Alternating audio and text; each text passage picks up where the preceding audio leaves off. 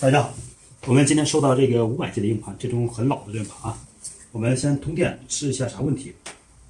建议大家给懂个记盘后，要说明一下，留个纸条，看到底啥问题啊。我们先听声音，这种嘎哒一声停了，嘎哒呀停了，这就是磁头坏了啊。像这种我们不能再上电了，因为上电一次伤害一次，所以说一定要给董哥留个纸条，董哥就不会上电去测试。那我们去无尘间去看一下。好的，我们都给它打开看一下。这种盘我不建议自己去开啊，因为我们第一要求环境，第二这个有技术含金量的啊。如果是废盘，那你就随便了。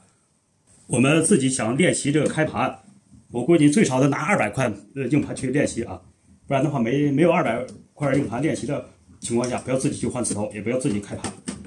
而且在我们正常环境下开盘后，这个盘马上就坏到巨多，所以做数据都难了。所以说市场上为什么不愿接2开的，而且2开的硬盘这个费用很高，就这个原因啊。因为开一次盘，它这个坏到的多一次。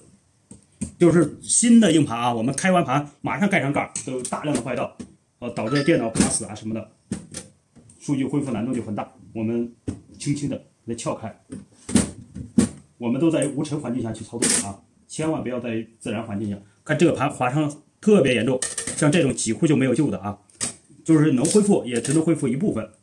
所以说我们要检测下边面，如果下边那个盘面，也是划伤很严重，那这种盘我们就放弃了。我们这相机能看到的划伤，那已经很严重很严重了。